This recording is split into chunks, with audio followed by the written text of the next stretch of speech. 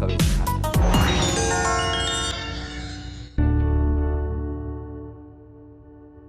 我们在一起也有一段时间了，我希望我们能好好的谈下去，最好是能结婚。但是目前来说，我们的交流沟通上有很大的问题。他总是不能理解我的意思，而我的想法也不知道怎么去传给他。很多事情我不知道他到底是怎么想的。总之，现在就是很没有安全感。我觉得我们的感情不是很稳定。他异性朋友太多了，而且经常出去玩，我真的很生气。他有时候和我吵架，我真的不能理解为什么生气。现在我还在上学，我觉得很多事情都没有必要，但他总是觉得有另外的想法，我也不能太理解。他想着见父母，但我年龄还小，真的觉得还没到结婚的地步。掌声有请这一对，有请。男嘉宾赵先生，21岁，来自哈尔滨，学生，有请。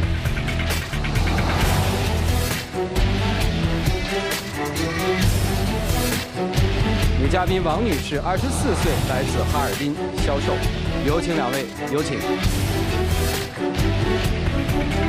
我这一读资料，我再结合小片儿，不好了几年啊？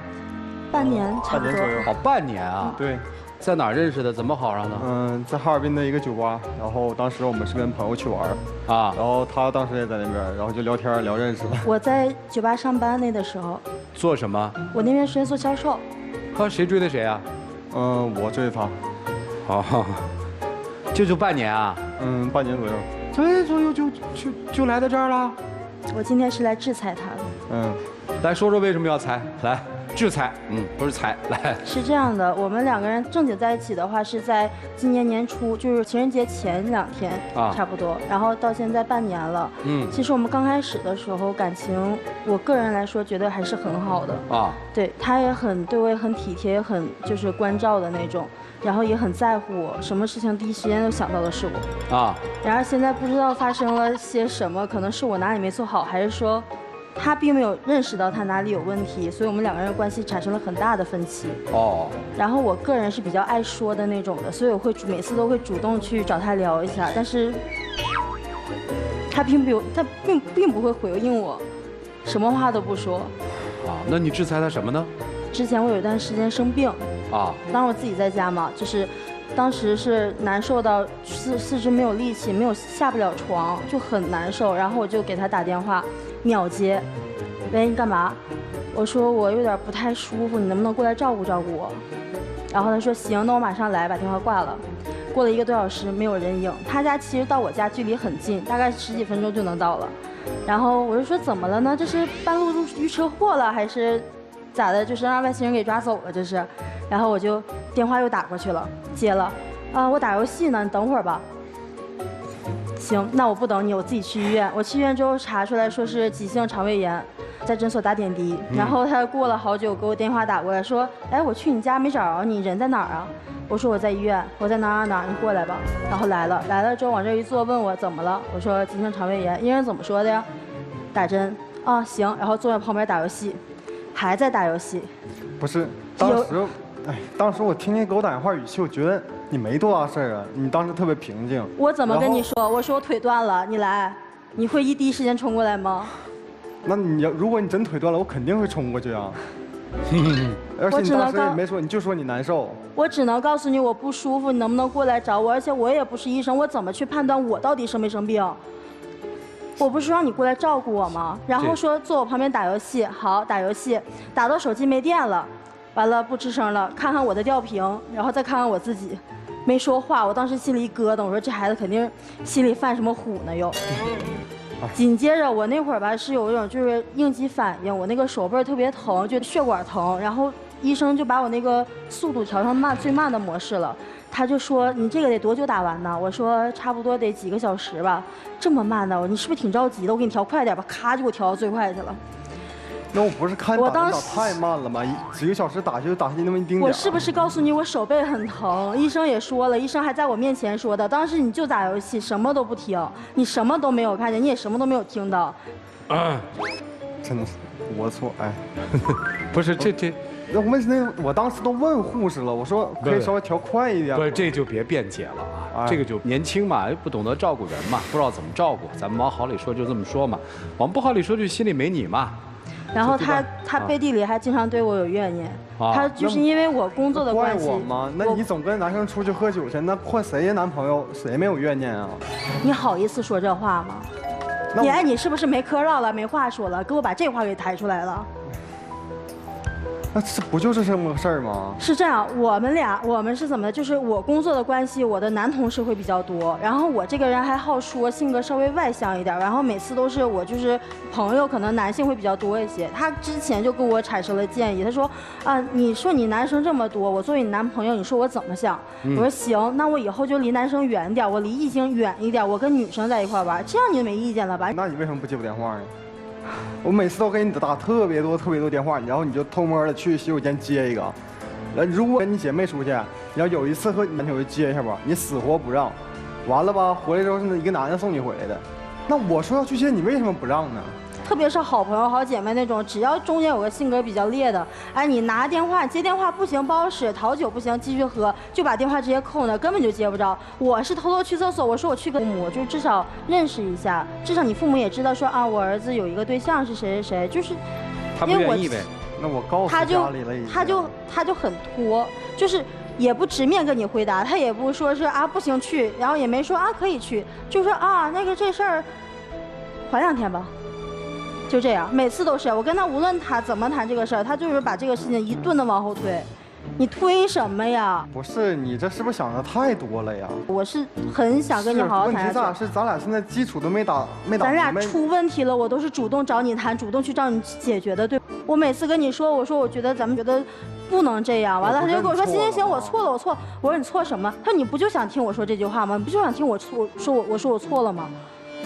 我是想听你解决事情，然后你什么都不说，好吗？你到底想怎么解决？你也不说出来，然后你一直在。我是跟你说了，我说这件事情是怎么回事，我是这样理解的，你怎么想的？你说，那就照你来的说了。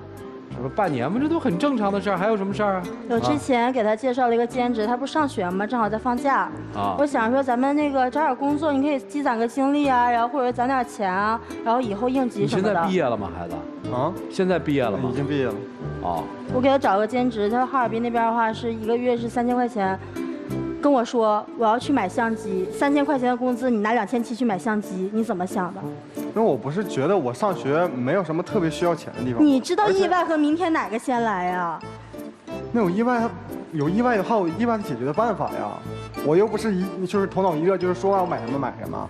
那我自己的钱我还不让我自己决定我怎么花的吗？那我说我帮你理一下财怎么了？那你存的时候你给我解释，你拿存着我的钱，然后你不告诉我你买了个包是什么情况？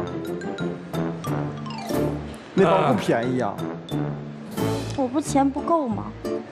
钱不够，然后拿你说是你是我男朋友，我真的不说别的，你是我男朋友，我觉得我花你点钱没什么。你说那个钱不是存着以后用的吗？这就是你说的以后用的。我可以后来再补上呀。那你至于因为这个事3天不理我吗？把我电话拉黑、微信拉黑，什么都拉黑，我根本就找不到你。我上你家敲门，你也不接，你也不开门。完了，你朋友，我一找你朋友，你朋友说，哎，我管不了，你直接找他去吧。这事儿你是在你朋友面前说了我多少坏话了？你说这事儿搁谁管得了？不是咱们把这事儿说了就算解决了，也不是说清楚就算解决了。有些事儿不就观念不认同吗？他对你花他的钱很有意见，听明白了吗？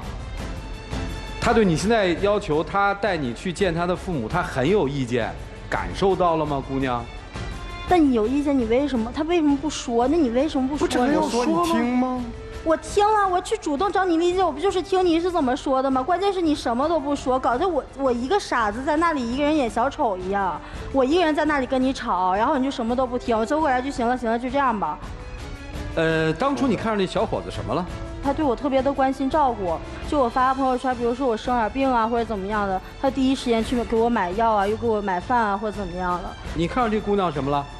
我就觉得当时这个姑娘，然后人挺好的，就是聊天聊得蛮来的，然后想试着接触一下嘛。试着接触一下。对，后来通过这个对，后来就发现的确可以，是我喜欢的那种啊，然后就通过半年的了解，你现在对她的评价是什么呀？跟我想的的确是很不一样。不一样。对。不一样咋不跟人说分手啊？说他听吗？啊，你什么时候跟我说分手了？少说了吗？不是你什么时候说的呀？不是，我最近难道就没跟你说吗？你每次我都是，你就说，哎呀，是你怎么样？我说话你听进去过吗？每次发生事情，我是不是都跟你说找你解决？然后你跟我说什么？你每次就给我回那么2句话。你说哪是我不听不懂分手那2个字怎么发音吗？分恩分手手是哪个音我不明白吗？但是你怎么回我？而且分手你总得给我个理由啊！你什么理由不给我？每一次发生事情都是我一个人在那里解决，我很累呀。但是我每次说分手，你就说，哎呀，这个事能解决，为什么要分手？多大点事儿？然后你现在又拿这些事情说来当特别大的事情。你让我怎么说？我只能妥协你。你是想让大家帮助他意识到有问题是吧？对。你有没有意识到他就是要跟你分手啊？我觉得真的不像，就是我也不是小韩，也不是没有谈过恋爱。你今天来是要跟他分手啊，还是怎么着啊？分手。行了，老师们你们看吧，啊，我们一起进入丘比特问卷。罗红兄，男生，我严肃地问你一个问题：你今天到了这一个场合平台，是不是胆子大了很多？是，我感受到了。他今天到这个平台，还真是来借胆的。而且刚才我也不由自主地听到女生，你吐出了一个词，这个孩子。我当时很惊讶，你们2个人是恋人，他又不是你儿子。怎么会吐出这个孩子呢？所以在你们的恋情过程当中，你还真是站得比较高，看着他比较低。他就像一个不懂事的孩子，你让他去做兼职，赚了3000块钱，他想用自己赚到的第一笔钱去买自己喜欢的相机，我认为是没有错。由于你的反对，并提出你替他保管钱。他也乖乖的让你保管了，这是一种信任。但结果你拿去买了自己喜欢的包，他对你的信任就荡然无存了，甚至他会有一种上当受骗的感觉。小伙子说的没错吧？对，的确是。你们现在2个人的问题是很明晰的。你认为我们应该谈婚论嫁，小伙子认为我还没有长大，他的潜台词是。我根本没有看准你就是我要的妻子，所以他在你的这样的恐惧和压力当中，他会经常性的认错。我认为对他来说，这样的恋情他会感觉越来越难受。所以你今天应该在这个现场彻底的释压，你懂的。好，谢谢博红兄。来，莎娜老师。咱俩哪有感情啊？更别谈爱情了，互相不关心，没有信任，然后2个人都自私自利。但我想说一些女生更多的问题。你看似伶牙俐齿，但其实你字字句句都在把自己放在一个很低的位置。你每天都生活在这样把酒言欢、歌舞升平的情境当中。然后呢，交了一个男朋友也不是踏踏实实、死心塌地的，然后他在意的事情你也不会放在心里。你觉得这样的一个生活状态，会有一个男人真心的来爱你吗？我觉得你是我男朋友，花你点钱怎么了？那你当时给他介绍工作的那个目的是什么呢？是让他出去给你挣钱吗？所以，如果把刚才你在台上说话，还有这些事情所有的都联系在一起，再把它掰开了、揉碎了看，你的样子非常不好看。所以你们2个人呀，永远就是这样，吵来吵去，也没有什么结果，因为压根儿就没爱上嘛，谁也不在乎谁，就为了发泄情绪。那既然这样的话，今天已经有人提出分手了，那咱就赶快分。本来已经把你放在一个很低的位置上了，你再不尊重自己，再不爱自己的话，会更难看的。然后我觉得你的生活态度要变一下，否则的话，不会有男人会真正爱上你的，会踏踏实实跟你在一起的。你碰上的，就算这个男生是个好人，但他在对待你那一面儿，也不会拿出真心的，好吗？好，谢谢。好，谢谢珊娜老师。来，曲总。我觉得李周其实是个蛮不错的女孩，对爱情呢抱有了非常高的期待，你就犯了一个错误，太着急了，太过于着急，你把她给吓跑了，你甚至于听你们的故事都把我吓着了，你知道为什么吗？才认识3个月，就要去见他的父母，不知道为什么你连他身边所有的朋友你都会认识，并且马上出点什么事儿就要找他的朋友。一旦他的朋友不理你，你就说你是不是在他面前说我的坏话？刚认识没多久，你就迫不及待的要给他找工作，并且马上要帮他去理财，而且你在这步步紧逼的时候，你是选择性的聆听。他说了多少次要跟你分手，你今天才茫然不知啊！哎，你什么时候说分手了？你根本就听不进去他说什么，在你面前他根本就没有自我。被你步步紧逼之后，只能说我错了。言下之意是什么？我错了，我选择你跟你在一起。我认识你认错了。刚才说的一句话很清楚，说咱们的基础还没打明白呢，怎么就要见我的父母呢？所以这刚哪儿到哪儿啊，姑娘，我不知道为什么这么着急呀。即使说爱情我们有激情，但是也要按着节奏走啊。你不能一下跨越了几个阶段，你会真是把这个小孩给吓跑的。下段恋情一定不要这样了，好不好？不是你认准的人，那个人就一定会认准你，明白吗？小伙子有什么事情要大胆的说，两个人的感情没有谁对谁错，你要觉得不对，你要觉得他现在不是你当时认为的那个人了，尽早说清楚。如果一个人都没有胆量说我自己真正怎么想的，那你也没有资格去谈恋爱啊。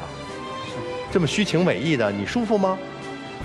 你根本不关心他嘛，对不对？否则怎么可能在生病的时候你在打游戏，他在躺上病床的时候你就希望这个速度快一点，不顾他健康。所以说找一个真正对的人，谈一场好的恋爱吧，好吗？好，尽早分手对你们两个人都是有好处的。就这样。好，谢谢曲总。来，涂老师。姑娘，你什么学历啊？我是大专生。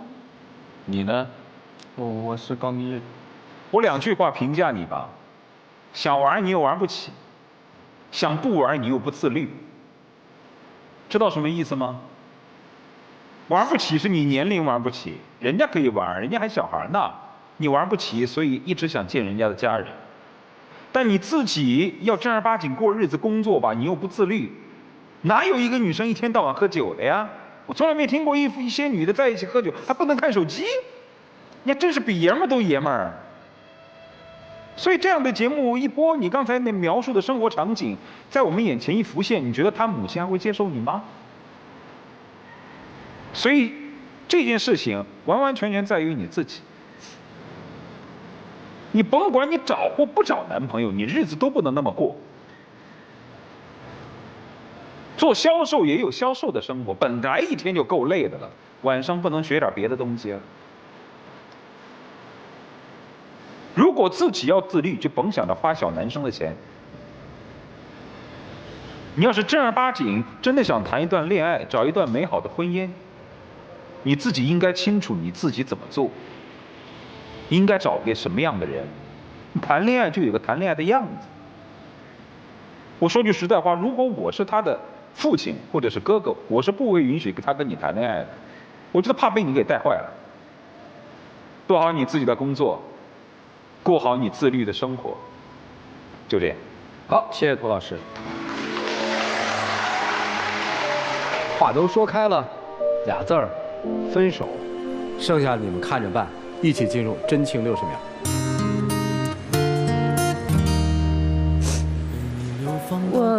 我知道我这个人是这么来说，其实还是我不能说没有优点，但是还是很大的缺点，也是我把你逼太急了。我一直可能都活在自己的幻想里，我以为你会长大，你会成熟，你会越来越爱我，我也会变得越来越好。可你一直在想让我改，然后你自己总说在挑我的毛病。因为我想让你说出来，我想让你说出来，我好知道我哪里不好。你不说我也会意识到，但是你一直在处处针对我，就这么几个问题，实在是受不了。可以分手，但是我还会相信爱情，但是这样的爱情我不想再来第二次。谢谢。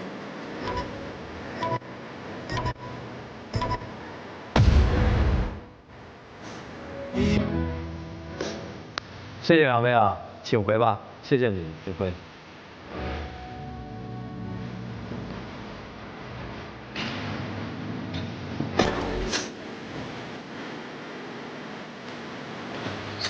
人生谁还不犯几个错误啊？